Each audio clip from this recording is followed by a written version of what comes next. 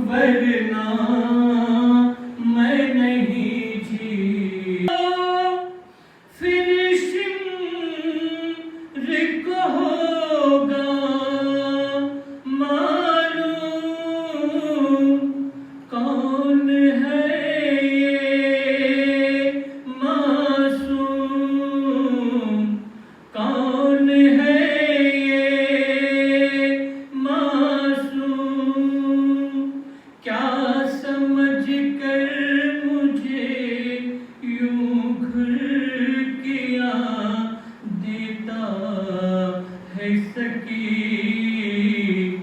کیا اندھیرا ہے خفی کیا اندھیرا ہے خفی شمع منگوائیے ورنہ میں نہیں جینے کی کیا اندھیرا ہے خفی کیا اندھیرا ہے خفی آج کی شب کو بھی کیا با نہیں آئیں گے مجھ کو رلوائیں گے مجھ کو رلوائیں گے ان کے سینے پہ اگر سوتی تو نیند آ جاتی کیا اندھیرا ہے خفی کیا اندھیرا ہے خفی شمع منگوائیے ورنہ میں نہیں جینے کی کیا اندھیرا ہے خفی کیا اندھیرا ہے خفی بعد میرے یہاں گر ہوئے کب درتا آنا ان سے یہ فرمانا ان سے یہ فرمانا مر گئی گھٹ کے اندھیرے میں تمہاری بیٹی کیا اندھیرا ہے خفی کیا اندھیرا ہے خفی شمع منگوائیے ورنہ میں نہیں جینے کی کیا اندھیرا ہے خفی کیا اندھیرا ہے خفی قید خانے میں سکینہ یہ بیاں کرتی تھی کیا اندھیرا ہے خفی کیا اندھیرا ہے خفی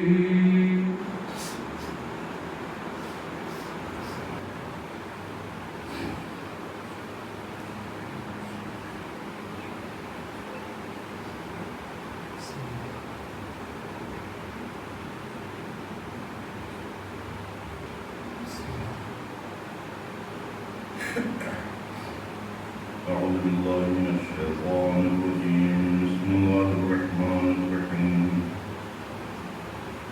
الحمد لله الذي هدانا لهذا وما كنا لنهتدي لولا أن هدانا الله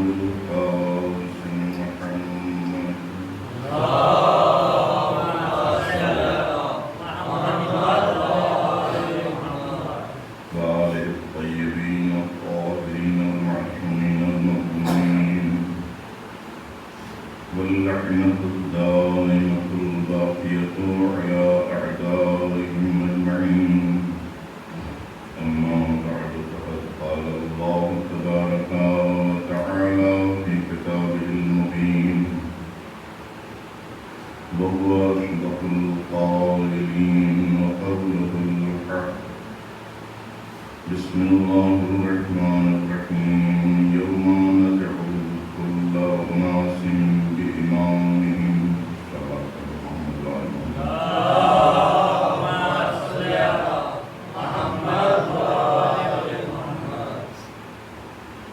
عزیزان مسلمت بلا اربعین حسینی کا یہ اشرا آج جس کا آغاز ہو رہا ہے یہاں پر، اس سلسلے میں مسئلہ امامت کو مد نظر رکھتے ہوئے سورہ بنی اسرائیل کی آیت کا ایک چھوٹا سا جملہ انتخاب کیا ہے، جہاں پروردگار عالم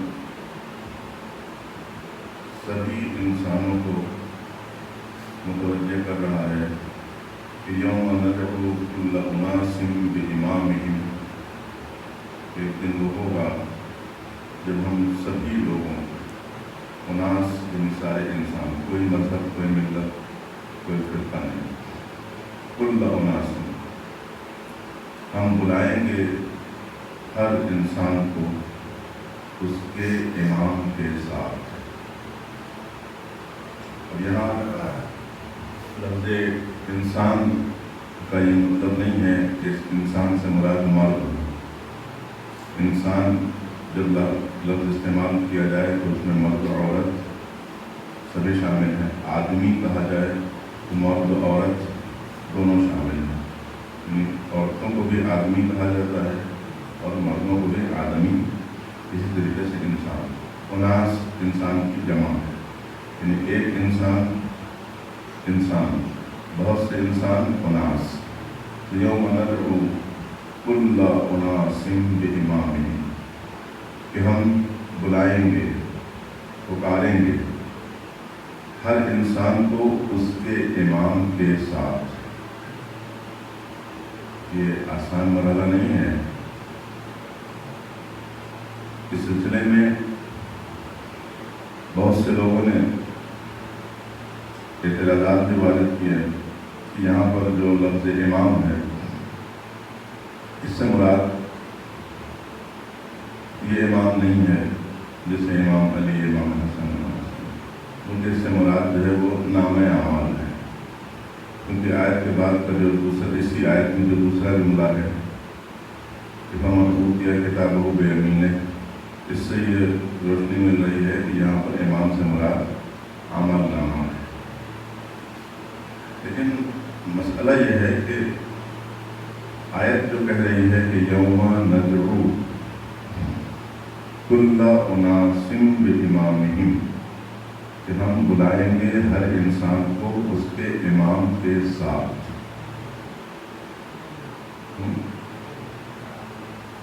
سارے انسانوں کے اعمال نامے کے ساتھ بلایا جائے گا۔ امام اسے کہتے ہیں جو آگے ہو اور اس کے پیچھے چلا جائے۔ اب چاہے قرآن کا امام کہا جائے، کیونکہ وہ بھی ظاہر سی بات ہے کہ ہدایت کا منبع ہے، ہدایت کا ماخذ ہے، ہدایت کا سرچشمہ ہے، یا پھر جو قرآن ناطق ہیں انہیں امام مانا جائے۔ تو اگر یہاں پر لفظ امام سے مراد کچھ اور ہوتا تو ساری انسانیت کو یہ پیغام نہ دیا جاتا، ساری انسانیت کو پیغام نہ دیا جاتا، ٹھیک ہے، کہ ہر انسان کو اس کے امام کے ساتھ بلایا جائے گا۔ دنیا میں آج کتنے مذہب ہیں، کتنے دھرم ہیں، کتنے دین ہیں، ہر دین کے لوگوں کو، ہر دھرم کے لوگوں کو ان کے امام کے ساتھ بلایا جائے گا، ہے نا، ان کے امام کے ساتھ بلایا جائے گا۔ اب بہت سے لوگ ہیں کہ جن کا فیصلہ ہو چکا ہے کہ انہیں جہنم میں جانا ہے، وہ کفر میں کے عالم میں تھے یا شرک کے عالم میں تھے، ان کی بات ہی نہیں ہوتی۔ یہ تو مسئلہ ہے ان کا کہ جنہوں نے اصلی کے ہوتے ہوئے ڈپلیکیٹ کو مانا ہے کہ نہیں۔ اعمال کس کے قابل قبول ہیں اور کس کے نہیں. اگر کہہ رہے ہیں کہ یہاں پر لفظ امام سے مراد عمل نامہ ہے، عمل نامہ کے ساتھ بلایا جائے گا، تو عمل کس کے کتنے باقی رہیں گے، کس کے کتنے اعمال باقی رہیں گے، یہ بھی تو ایک مسئلہ ہے. اب اعمال کس کے باقی رہیں گے، حالانکہ ایک الگ موضوع ہے، لیکن اس کی طرف بھی توجہ دینا ضروری ہے. اعمال کا حساب و کتاب ہمارا ہوگا، ہر ایک کا نہیں ہوگا. کیوں ہر ایک کا نہیں ہوگا؟ جن کے دین اور دھرم کی کوئی اساس و بنیاد ہی نہیں ہے، ان کا کوئی عمل قبول یہی نہیں جائے گا، ان کا کوئی عمل قبول نہیں کیا جائے گا. بات ذہنوں میں رہے. ہم نے کہا کہ فلاں صاحب ہیں، بہت بڑے حاتم طائی ہیں، یعنی بہت بڑے سخی داتا ہیں. ہوا کرے سخی داتا، لیکن ان کا کوئی عمل قبول نہیں ہوگا. کیوں؟ اس لیے کہ عمل کے قبول ہونے کے لیے شرط ہے کہ آپ اللہ کی توحید کے قائل ہوں، 1,24,000 نبیوں کو مانتے ہوں، سلسلہ امامت حقہ کا عقیدہ رکھتے ہوں، تب عمل قبول ہوگا. ائمہ طاہرین کی ولایت کا اقرار کیے بغیر، صرف علی نہیں، ائمہ طاہرین کی امامت کا ولایت کا اقرار کیے بغیر نمازیں منہ پہ مار دی جائیں گی. تو جب یہی ہم اسی زندگی میں حدیث نبوی کی روشنی میں یہ فیصلہ کیے لے رہے ہیں کہ جہاں جہاں علی کی ولایت نہیں، جہاں جہاں ائمہ اطہار کی ولایت نہیں، ان کا کچھ قبول نہیں ہوگا، تو روز محشر ایسے لوگوں کو کہاں دعوت دی جا رہی ہوگی؟ اب اس کے بعد مسئلہ یہ ہے کہ جنہوں نے ادھوری ولایت یا ادھوری محبت رکھی ہے، ان کو بلایا جائے گا، ان کو بلایا جائے گا. ہے نہیں جہاں کوئی سلسلہ ہی نہیں قبول ہے. حالانکہ یہ اس قسم کی روایات میں ایک روایت اور بھی ہے، نماز کے سلسلے میں بھی روایت ہے کہ اگر نماز قبول تو سارے اعمال قبول، اگر نماز رد تو سارے اعمال رد، ہے نا. نماز کے لیے دیکھیے، ان قبلت قبل ما سوا و ان ردت رد ما سوا.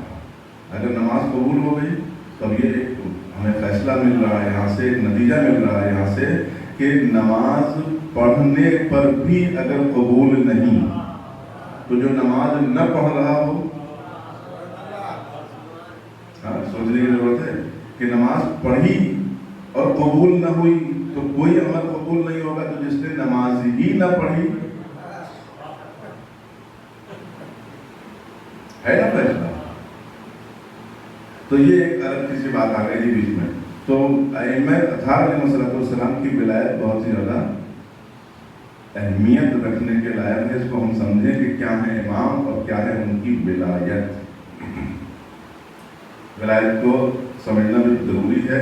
امامت کا چونکہ موضوع ہے اس لیے ولایت کے اوپر گفتگو نہیں ہوگی، ہے نا. وزیر کے سلسلے میں جو باتیں ہوتی ہیں اس میں تھوڑا سا کہیں کہیں لوگ جو ہیں ولایت کو پیش کر دیتے ہیں، لیکن انہیں معلوم ہی نہیں ہے مفہوم ولایت ہے کیا.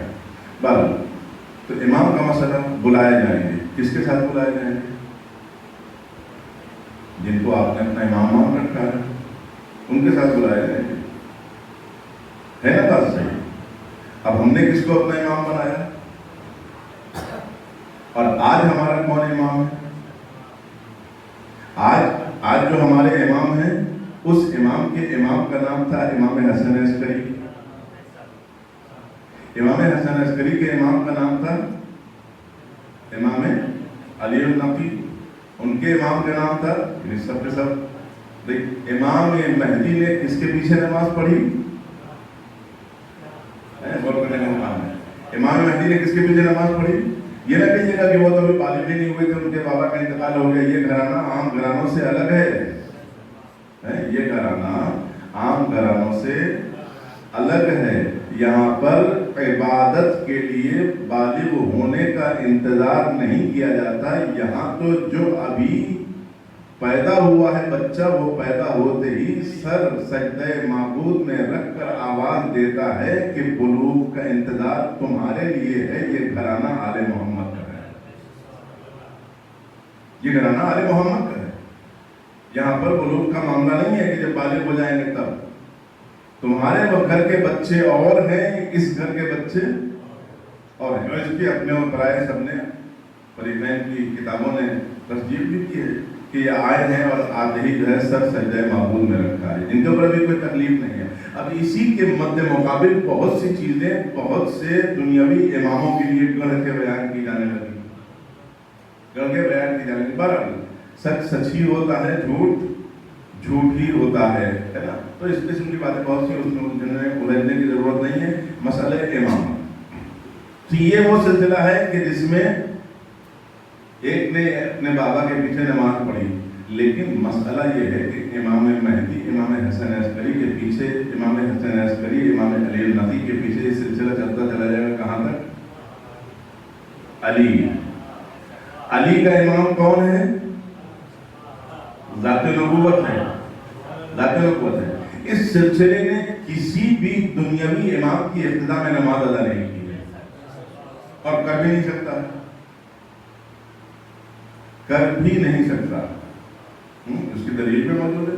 ساری کتابیں اٹھا کر دیکھ لیجیے مسلمانوں کی کہ جب امام مہدی تشریف لائیں گے جناب عیسیٰ بھی آئیں گے. تو ہو سکتا ہے جناب عیسیٰ سے کہیں کہ چچا آپ پڑھا دیجیے نماز، لیکن وہ کہیں گے نہیں آپ آئیے. ہاں کون ہے جناب عیسیٰ؟ صاحب کتاب ہے نا. انی عبداللہ آتانی الکتاب وجعلنی نبیہ. میں اللہ کا بندہ ہوں، اللہ نے مجھے کتاب عنایت کی ہے، مجھے نبی بنایا ہے. نبی ہیں جنہوں نے پیدا ہوتے ہی اپنی نبوت کا اعلان کیا. عیسیٰ وہ ہیں. آگے بڑھیے چچا، آپ صاحب کتاب ہیں، آپ رسول ہیں. کہیں نہیں حضور آپ، حضور آپ. تو یہ جناب عیسیٰ کا فیصلہ ہوگا اس دن جب امام ظہور فرمائیں گے کہ جب عیسیٰ جیسا نبی بھی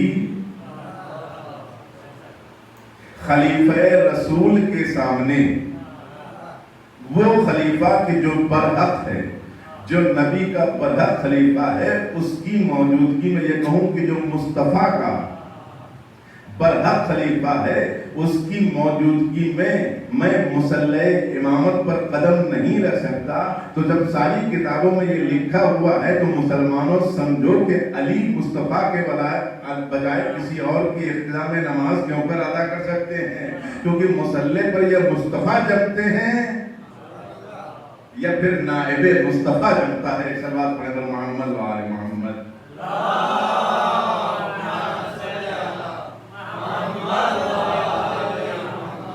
واضح ہو رہی نا باتیں؟ امامت کا مسئلہ ہے. امامت دونوں طریقے کی ہے. جو 2 رکعت کی نماز میں بھی امامت ہوتی ہے اور پوری کائنات کی بھی امامت ہوتی ہے. اب ہمارے وہاں یہ نہیں ہے کہ حکومت ہو ہاتھ میں ہے تو امام مانیں گے، نہیں ہے حکومت ہاتھ میں تو پھر امام نہیں مانیں گے. اس سلسلے میں ہم نے پہلے بھی وضاحت کیا تھا کہ جناب ابراہیم کے ہاتھ میں حکومت نہیں تھی، لیکن وہ اللہ کے رسول بھی تھے، صاحب کتاب بھی تھے اور تھے نہیں تھے امام. تو کیا جناب ابراہیم اپنے زمانے میں نمرود جیسی حکومت کے مالک تھے؟ نہیں تھے نا. اس کو ہم دیکھیں تکرار کر رہے ہیں تاکہ بات سے بات جو ہے وہ ملتی چلی جائے. تو وہ ایک نظریہ ہم نے پیش کیا تھا اولو الامر والا. اولو الامر کسے کہیں گے؟ جس کے پاس حکومت ہو. تو اب جناب ابراہیم حکومت تو نہیں تھی نا ان کے پاس، لیکن اللہ نے انہیں امام بنایا. تو حکومت دیے بغیر اللہ امامت جناب ابراہیم کو عطا کر کے یہ بتا رہا ہے کہ معیار امامت و ولایت کے سلسلے میں حکومت کی تلاش میں نہ پھرنا. یہ منصب الہی منصب ہے صاحب حکومت کے لیے خاص نہیں ہے، بلکہ یہاں پر حکومت کی شرط نہیں ہے، علم اور شجاعت کی شرط ہے، علم اور شجاعت کی شرط ہے۔ اب جہاں جہاں علم ہو وجود امامت کا امکان ہے، لیکن یہ فیصلہ ہم نہیں کر سکتے۔ تاریخ گواہ ہے، تاریخ سے سوال کریں، کتابیں بڑی پڑھی ہوئی ہیں، دنیا نے جن جن لوگوں کو اپنا امام و خلیفہ مان لیا ان کے بارے میں جب دیکھیے گا تو کیا نظر آئے گا کہ جب جب بھٹکے، جب جب پھنسی گاڑی تو کہاں آ رہے ہیں؟ علی کے در پہ آ رہے ہیں کہ نہیں آ رہے ہیں؟ علی کے در پہ آ رہے ہیں نا۔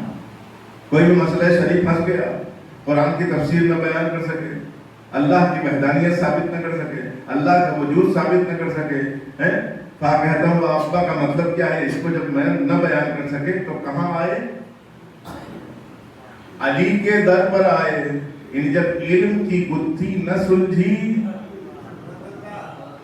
تو باب مدینۃ العلم کے پاس آئے، باب مدینۃ العلم کے پاس آئے نا، کتابیں گواہ ہیں، کوکب دری شیعوں کی نہیں ہے، اہل سنت کی ہے، اٹھائیے دیکھیے، ارجح المطالب دیکھ لیجیے، اہل سنت کی ہے، ان کتابوں میں دیکھیے، انہوں نے فیصلے کر دیے کہ جب جب مسئلہ پھنسا تب تب علی کے پاس آئے۔ پھر ملک کے شام کی حکومت کو قبضے میں لے لینے کے بعد اگر حاکم شام کے پاس کوئی سوال آیا تو امام حسن کے پاس۔ یہ کیا ہے؟ یہ اس بات کی دلیل ہے کہ حکومت حاصل کرنا اور ہے، شریعت کے مسئلے، دین کے احکامات کی آشنائی اور اس کی جانکاری کے الگ مسئلہ ہے نا۔ تو تاریخیں گواہ ہیں کہ جب جب حکومتوں کے مالک علمی مسائل حل کرنے میں پیچھے رہے، پھنس گئے، مشکلات میں گرفتار ہوئے تو آئے کس کے پاس؟ جو اصلی در تھا علم کا، اس کے پاس آئے۔ لیکن کوئی ایک تاریخ بتا دو کہ علی کی 4.25 سالہ حکومت و خلافت کے درمیان کبھی علی نے ان سے، کبھی علی نے ان سے، کبھی علی نے ان سے، یا علی کی معصوم اولادوں میں سے کسی ایک نے بھی اپنے دور کے حاکم سے کہا ہو اس مسئلے کا حل کر دو۔ چیلنج ہے، دنیا کے سبھی بھکاری علم کے علی کے در پر نظر آئے، لیکن علی نے کسی کے در پر سوال نہ کیا، کسی کے در پر سوال نہ کیا۔ کیوں؟ اس لیے کہ جہاں علم علم لدنی ہے، جس کے لیے نبی نے سند دے دی کہ یہ میرے علم، یہ میرے شہر علم کا باب ہے، اس کو کسی سے پوچھنے کی ضرورت نہیں ہے۔ ہاں اس نے پوچھا مگر اس نے دعویٰ کیا مگر اس سے پوچھنے والے نہ ملے۔ سلونی سلونی قبل ان تفتنونی، پوچھ لو قبل اس کے کہ علی تم میں سے غائب ہو جائے۔ علی کو کھو بیٹھنے سے پہلے علی سے پوچھ لو۔ یہ مسئلہ امامت، علم، شجاعت، دونوں چیزوں میں تاریخ سے اٹھا کے بتاؤ کہیں پر۔ علم کے مسئلے میں علی نے کبھی کسی سے بھی مسئلہ شریع حل کرنے کے لیے کوئی سوال نہ کیا، علی کے لاڈلوں نے کوئی سوال نہیں کیا۔ اگر میدان شجاعت میں دیکھا جائے، میدان شجاعت میں دیکھا جائے تو بھی کوئی ایسی جنگ ہو کہ جہاں علی کے قدم پیچھے ہٹے ہوں۔ آقا عباس کی جب شجاعت کا معاملہ صفین کی باتیں سنی ہیں کہ جب میدان جنگ میں صفین کے میدان میں عباس لڑ رہے ہیں، چہرے پر نقاب پلٹی ہوئی ہے اور داد شجاعت اسی انداز سے لے رہے ہیں جیسے بابا کا انداز ہو، تب لشکر میں ہلچل مچ گئی کہ یہ کوئی اور نہیں علی لڑ رہے ہیں۔ تو دشمن بھی علی کا مزاج پہچانتا تھا کہ اگر یہ پہچاننا ہے کہ کون ہے سامنے، علی ہے یا کوئی اور ہے، تو ایک بار کی سب مل کر حملہ کر دو۔ اگر قدم پیچھے ہٹے تو سمجھنا کہ علی نہیں ہے، اور اگر کرار کی حیثیت سے وہ لڑتے رہے تو سمجھ جاؤ علی ہیں۔ سب نے مل کر حملہ کیا، لیکن اس سوار کے قدم پیچھے نہیں ہٹے بلکہ اسی انداز سے داد شجاعت لیتا رہا اور کشتوں کے کشتے لگاتا رہا۔ تو ہلچل مچ گئی، بھگدڑ مچ گئی کہ بھاگو، میدان میں کوئی اور نہیں علی ہے۔ ہے نا, بھاگو میدان میں, علی ہے کوئی اور نہیں ہے. جب بھگدڑ مچ گئی ہے تب علی دوڑاتے ہوئے گھوڑا آئے ہیں اور چہرے سے نقاب پلٹ کر آواز دی, علی میں ہوں, یہ میرا لاڈلا ہے جو ثانی حیدر کرار ہے. اب سمجھے نا کہ اسرائیل و امریکہ کیوں پیچھے ہٹ جاتے ہیں. ایک ہی مرتبہ حملے کا جو جواب دیا اسرائیل نے تو فوراً صلح کی بات کر دینا اس بات کی دلیل ہے. جب سمجھ میں آ گیا علی کا لاڈلا میدان میں اتر آیا, جو نام کا بھی علی, نسب بھی علی والا.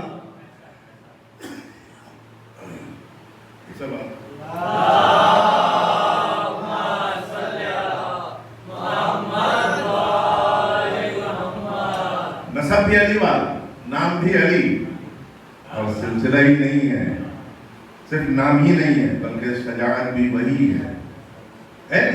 تو جب پتہ چل جاتا ہے دشمن کو کہ علی ہے,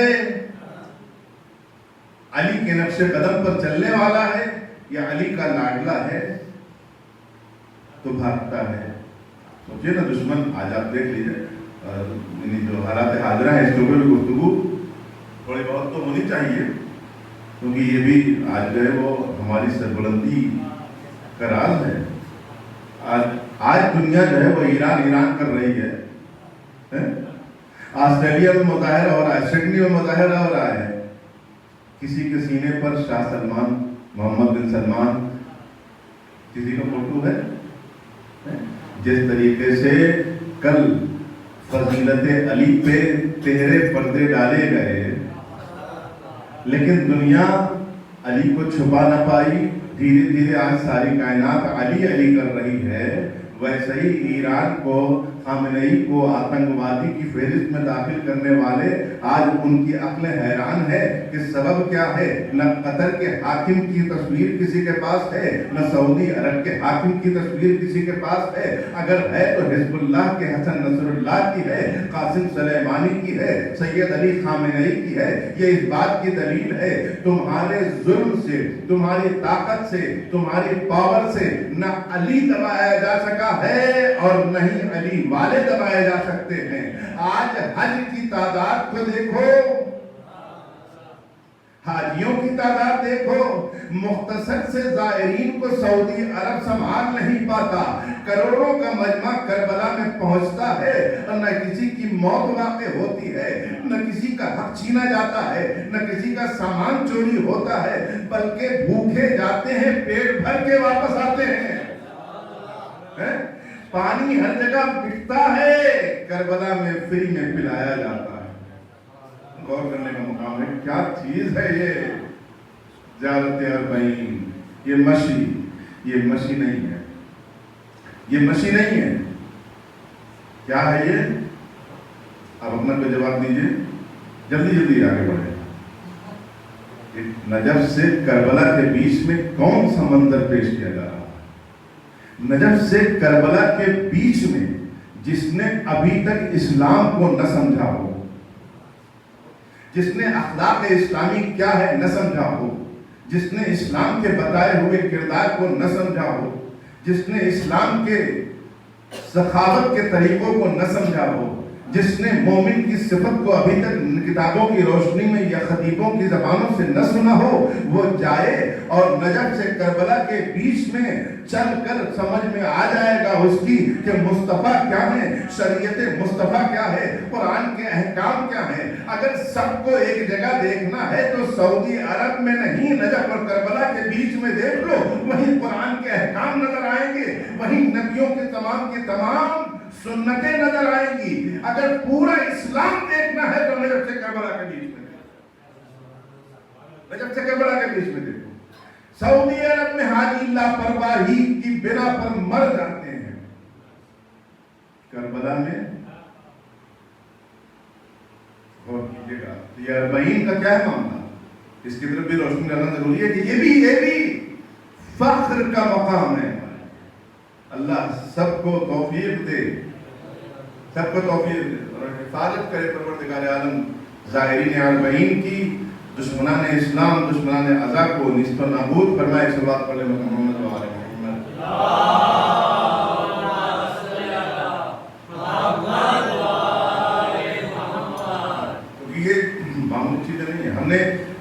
چیزوں کو بیان نہ کر کے مختصر کر کے بتایا کہ پورا اسلام تمہیں ملے گا نجف سے کربلا کے لیے. کب پانی پلانا ثواب ہے؟ جاؤ دیکھو. بھوکے کا پیٹ بھرنا ثواب ہے؟ جاؤ دیکھو. مومن کی خدمت کرنا ثواب ہے؟ جاؤ دیکھو. مومن کو لباس پہنانا ثواب ہے؟ جاؤ دیکھو. مومن کو جوتا پہنانا، چپل پہنانا ثواب ہے؟ جاؤ دیکھو. مومن کے سر پر چھت یا سایہ کرنا ثواب ہے؟ جاؤ دیکھو. ہم اس میں جو ہے اپنا وقت برباد کریں، کتنی فہرست بنانا شروع کرتے ہیں. بولیے، ہر چیز تو وہاں مل رہی ہے. تمہارے جوتوں کا تسمہ ٹوٹ گیا ہے، فیتا نہیں ہے، ٹوٹ گیا ہے، چپل گھس گئی ہے، جوتا گھس گیا ہے، وہ پکڑ کے لے جا رہا ہے. لو نیا جوتا لو، نئی چپل لو. جوتوں پہ گرد آ گئی ہے تو علماء بیٹھے ہوئے ہیں اور جوتوں کی گرد صاف کر رہے ہیں، پالش کر رہے ہیں. علماء نے بتایا زائرین حسین کا مقام کیا ہے. زائرین حسین کا مقام کیا ہے. یعنی جوتوں پہ پالش کر کر کے یہ نہیں سوچا کہ سر پہ سفید و کالا امامہ لگا ہوا ہے اور یہ ہمارے لیے انسرٹ ہے. نہیں نہیں، یہ علماء جانتے ہیں کہ حسین کے در پر اگر فطرس آئے گا تو بالوں پر لے کر جائے گا. اس لیے دنیا کی شہنشاہیت اور حکومت اس مقام کو نہیں پا سکتی ہے جس مقام کو ایک عالم دین ایک ظاہر کے جوتے پر پالش پا کر حاصل کر لے گا. کیونکہ یہ حسینیت کا معاملہ ہے، یہ کسی طاغوت کی حکومت کا معاملہ نہیں ہے. اب وہاں پر آپ جا کے دیکھیں جوتا، ارے یہ کون صاحب بیٹھے ہوئے ہیں، یہ فلاں صاحب بیٹھے ہو، فلاں صاحب بیٹھے ہو، یہ فلاں آیت اللہ کا. نہیں، کچھ نہیں. حسین کے در پر جب حبیب جیسا فقیر، فقیر نہیں فقیر، جب حبیب ابن مظاہر جیسا فقیر شہزادوں کو اپنی طرف آتا دیکھے تو خود کو گرا دے، تب سمجھو کہ اصلی فقیر وہی ہے کہ جو حسین کے عزاداروں کی اہمیت کو سمجھتا. پتہ نہیں کہ پہلے ٹوپی شیروانی میں تھے، امامہ مل گیا تو پہلے تو دہلیز چومتے تھے، علم اور تابوت کو بوسہ دیتے تھے. اب اس کے بعد پھر کھڑے ہو گئے، سارے گھر جوان ماتم کر رہے ہیں، ہم امامہ لگائے کھڑے ہیں، ہم ماتم نہیں کر سکتے. بات دیکھی ہوگی ہے نا. کیا ہے یعنی یہ بیچارے بیوقوف ہیں جو ماتم کرتے رہتے ہیں، سینہ کوبی کرتے رہتے ہیں نا. اسی لیے ہم نے سینہ کوبی کہا ہے. ماتم اور ہے اور سینہ پیٹنا اور ہے. تو جو حسین کے غم میں سینہ نہیں پیٹتے، آج دیکھ لو آج کیا عالم ہو رہا ہے. ہم نے حسین کے غم میں سینہ پیٹا ہے، اس لیے یہ سربلندیاں ملی ہیں. اور جنہوں نے اسے بدعت بتایا ہے وہ خاک ذلت چاٹ رہے ہیں، خاک ذلت چاٹ رہے ہیں. دنیا کی مظلوم قوم جو غزہ میں ہے، بھوکے ہیں، پیاسے ہیں، بھوکے اور پیاسے ہیں. ابھی ہم دیکھ رہے تھے کلپ کہ کربلا میں فلسطین کے مظلوم داخل ہوئے ہیں، زائرین کے ساتھ ہوتے تھے، راستے پر پیدل چلتے ہوئے بھی لبیک یا حسین، لبیک یا فلسطین، دو نعرے تھے ان کی زبان پر. یہ کیا ہے؟ تم نے پہرے لگائے. ابھی جب غزہ کی جنگ کی شروعات ہوئی تھی تو اس وقت جو مسجد اقصیٰ کے امام تھے، انہوں نے جب دیکھا کہ کسی طرف سے کوئی امداد نہیں ہے، کوئی ہمارے حق میں آواز نہیں اٹھا رہا ہے، صرف ایک ایران ہے، حزب اللہ ہے، یمن ہے، تو انہوں نے توبہ کی. اور اس کے بعد پھر ان کے الفاظ تھے کہ اے علی مجھے معاف کر دو، اے فاطمہ مجھے معاف کر دو، اے حسن و حسین مجھے معاف کر دو. اب تک کہ جو میں نے تمہارے بارے میں کہا ہے ان سب کو معاف کر دو. اس کا مطلب مزاج فلسطین کچھ اور تھا، لیکن جب مظلوموں کے لیے ایران نے نہیں علی ولی اللہ والوں نے اپنی حمایت کا اعلان کیا، عزاداروں نے اپنی حمایت کا اعلان کیا ہے، مظلوموں کی حمایت کا حکم ہم کو دیا گیا ہے، تو عزاداروں نے جب ان کی حمایت کا اعلان کیا تب ان کی آنکھیں کھلیں. کہ دنیا میں اگر مظلومیت کا کوئی سہارا بن سکتا ہے تو وہی قوم کہ جس نے ہمیشہ مظلوموں پر آنسو بہائے،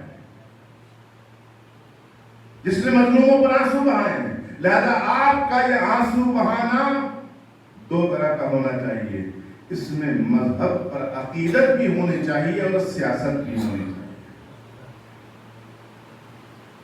سیاست یہ ہے کہ آنسو بہیں، غم حسین میں بہیں گے، لیکن ایسے انداز سے بہیں کہ تخت یزید کا قصر، یزید کا محل ان آنسوؤں کے دریا میں ڈوب جائے۔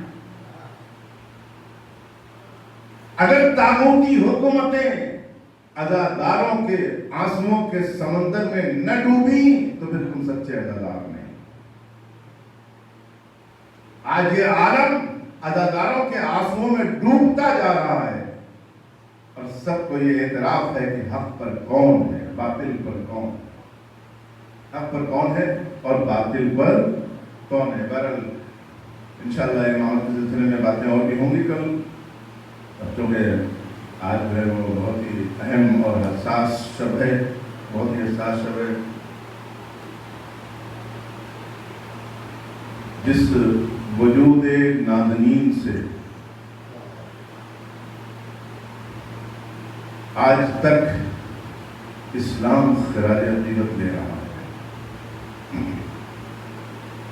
کلمہ لا الہ الا اللہ جس کی وجہ سے باقی ہے، کہا جاتا ہے حسین، لیکن یاد رہے عزاداروں، کربلا میں علی اصغر اور کربلا سے شام میں سکینہ، یہ حسین کے دو نونہال، یہ وہ ہے کہ جن کی وجہ سے کوئی کربلا کو مٹا نہ سکا، کوئی مجلس و ماتم پر آنچ نہ آ سکی۔ یہ درد و غم کی داستان ہی نہیں ہے، بلکہ یہ چھوٹے چھوٹے گلستان محمدی کے دو پھول ہیں جن کی خوشبوؤں سے اسلام کا گلشن معطر ہے۔ حسین اسلحوں والے فوجی لے کر نہیں آئے تھے، لیکن یہ چھوٹا سا 6 ماہ کا بچہ حسین، اس نے تیر تبسم چلایا تھا، اور 4 برس کی بچی یہ حسین سپاہی بن گئے۔ ظالم لاکھ حسین کے کنبوں پر آنے والی مصیبتوں کو مٹانے کی کوششوں میں لگا رہا، لیکن زندان شام کی 4 برس کی چھوٹی سی بچی کی قبر نے کبھی ظلم و ستم کی داستان پر کوئی بھی پردہ ڈالنے کی کوشش کرنے والے کی ہر کوشش کو کامیاب نہ ہونے دیا۔ جب تک زندان شام میں مزار سکینہ میں، تب تک یزید کے کارناموں کو اچھالا جائے گا، یزید کے ظلم سے دنیا کو روشناس کرایا جاتا رہے گا۔ آج ہمیں حسین کی آغوش کی پروردہ سکینہ کا ماتم کرنا، سکینہ کے اوپر آنسو بہانا،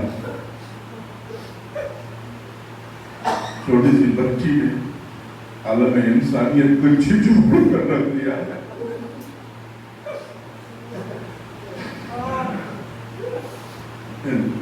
کچھ مسائل ہوتے ہیں کہ جسے پڑھنے کی ہمت ہی نہیں ہوتی۔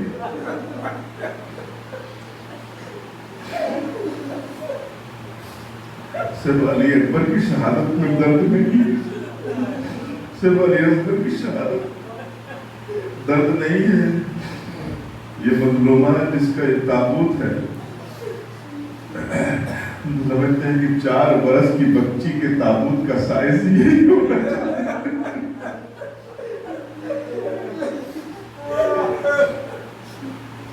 ہم شہادت بعد میں بیان کریں گے، لیکن بی بی سکینہ کی بھی شہادت پر جو تابوت اٹھایا جا رہا ہے، اٹھنا چاہیے، اٹھنا چاہیے، کیوں اٹھنا چاہیے؟ کہ بی بی سکینہ وہ شہید راہ خدا ہے کہ جس نے زندان میں شہادت پائی ہے اور جس کا جنازہ اس کے اس بھائی نے اٹھایا ہے جس کے ہاتھوں میں ہتھکڑیاں تھی.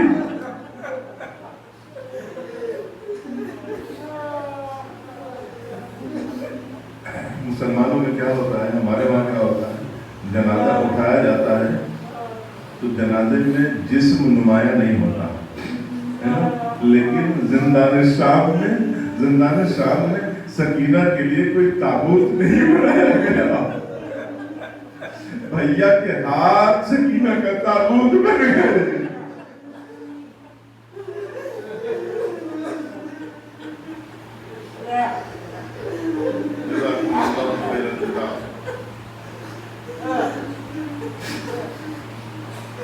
اللہ تعالیٰ آج بی بی سکینہ, آج عباس کی پیاسی سکینہ کا بیان کرنا ہے. ہر طرف آج آوازیں گونج رہی, ہائے سکینہ ہائے پیاس.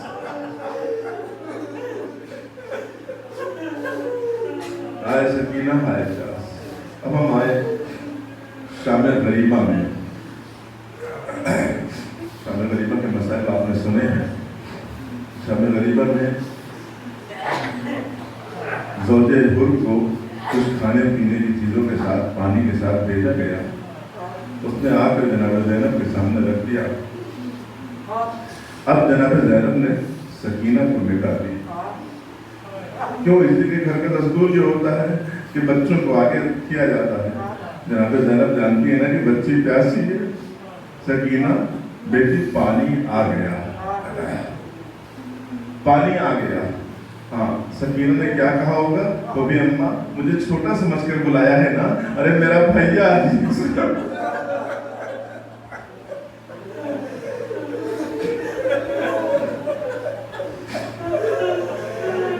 میرا بھیا اس کو مجھ سے بھی زیادہ پیار ہے. اب ہمیں اتنا بتا دو کہ جب سکینہ نے پانی کا کوزہ ہاتھ میں لے کر یہ جملہ کہا ہوگا کہ میرا بھیا مجھ سے زیادہ پیاسا ہے, تو کیا علی اصغر کی پیاس یاد کر لینے کے بعد سکینہ نے پانی پیا ہوگا؟ شام غریبہ گزر گئی. 11 محرم کو اسیر ہو کے قافلہ کوفے لایا جا رہا. راستے میں